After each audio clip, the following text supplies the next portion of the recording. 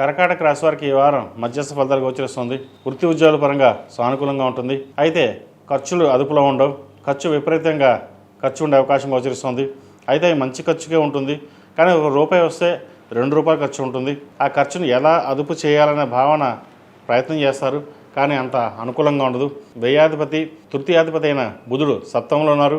లాభాధిపతి చతుర్థాధిపతి అయిన శుక్రుడు సప్తమంలో ఉన్నారు. అదేవిధంగా పంచమ దశమాధిపతి అయిన కుజుడు కూడా సప్తమంలో ఉన్నారు.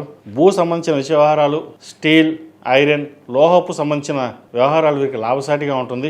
ఏదైనా ఇన్వెస్ట్మెంట్ చేయదలుచుకుంటే లోహపు వస్తువుల మీద ఇన్వెస్ట్మెంట్ చేయడం చెప్పదగినది, లాభదాయకంగా ఉంటుంది. అదేవిధంగా రియల్ ఎస్టేట్ రంగాల వారికి కాలం కలిసి వచ్చే కాలం చెప్పచ్చు.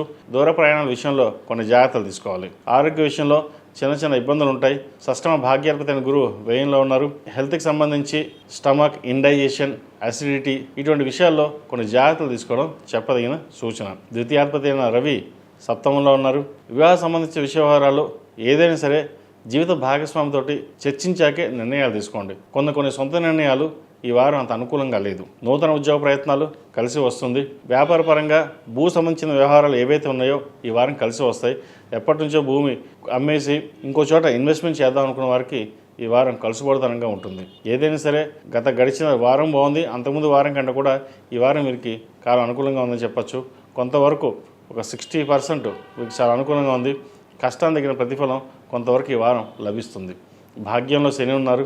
ఏ పనైనా సరే నిదానంగా పూర్తవుతుంది, కానీ వచ్చిన అవకాశాలని సద్వినియోగపరచుకోండి. సోదరులతోటి చిన్న విభేదాలు వచ్చే అవకాశం ఉంది. కోర్టు వ్యవహారాలకు సంబంధించి, భూ సంబంధించిన స్థిరాలకు సంబంధించిన చిన్న డిస్టర్బెన్స్ ఉండే అవకాశం గోచరిస్తుంది. వాటి విషయంలో జాగ్రత్త వహించాలి. ఈ రాశిలో జన్మించిన విద్యార్థులకు చాలా అనుకూలంగా ఉంది.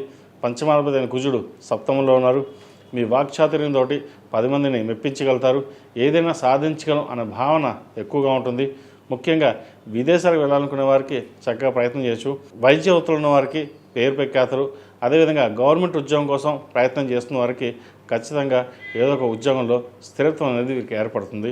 లేదా ప్రయత్నాలు చేసి ఎగ్జామ్స్ కోసం ప్రిపేర్ అవుతున్న కూడా కాలం అనుకూలంగా ఉంది. ప్రభుత్వ పరంగా రావాల్సిన బెనిఫిట్స్ కావచ్చు, ప్రమోషన్స్ కావచ్చు ఉండే అవకాశం ఉంది. ట్రాన్స్ఫర్ కోసం ప్రయత్నం చేస్తున్న వారికి ఈ వారం ఒక కొలిక్కి వస్తుంది. ట్రాన్స్ఫర్ అయ్యే అవకాశాలు లేకపోలేదు. విదేశాల్లో ఉన్న వారికి కాలం అనుకూలంగా ఉంది. విదేశాల్లో ఉద్యోగ స్థిరత్వం కోసం వ్యాపార నిమిత్తం చేసే ప్రయత్నాలు ఏవైతే ఉన్నాయో ఈ వారం కొద్ది వరకు ఫలించే దశగా గ్రహగతులు గోచరిస్తోంది. అదేవిధంగా ఈ రాశిలో జన్మించిన స్త్రీలకు వృత్తి ఉద్యోగాల పరంగా, వ్యాపార పరంగా కొంత నష్టం వాటిల్లే అవకాశం ఉంది. భాగస్వామ్య వ్యాపారాలు కొంత నష్టం కావచ్చు, లేదా భాగస్వామితో విభేదాలు కావచ్చు వచ్చే అవకాశాలు లేకపోలేదు. వాటి విషయంలో కొన్ని జాగ్రత్తలు తీసుకోవాలి. ఏదైనా సరే 1-2 సార్లు ఆలోచించి నిర్ణయాలు తీసుకోవాలి. సొంతంగా నిర్ణయాలు తీసుకోవడం వల్ల కొన్ని నష్టపోయే అవకాశం గోచరిస్తుంది. 10 మంది సలహాలు తీసుకోండి, అందుట్లో ఏదో అనేది ఆలోచించి నిర్ణయం తీసుకోండి. అంతేగాని మనం సొంతంగా నిర్ణయం తీసుకుని ముందుకు వెళ్దామంటే కనుక నష్టపోయే అవకాశం గోచరిస్తుంది. ముఖ్యంగా ఉద్యోగంలో సహోద్యోగులతోటి విభేదాలు రాకుండా చూసుకోవాలి. మనం బాగున్నాం, పర్వాలేదు అని ఒక కోపంలో ఒక మాట అనడం వల్ల తర్వాత ఇబ్బంది పడే అవకాశం గోచరిస్తుంది. ఈ రాశివారు ప్రతిరోజు ప్రతినిత్యం ఓం నమః శివాయ ఒత్తులతోటి నువ్వుల నూనె పోసి దీపారాధన చేయండి. అదేవిధంగా కాలభైరవ రూపు మెడలో వేసుకోవడం చెప్పదగిన సూచన. ఈ రాశిలో జన్మించిన వారికి కలిసి వచ్చే సంఖ్య 5, కలిసి వచ్చే రంగు తెలుపు.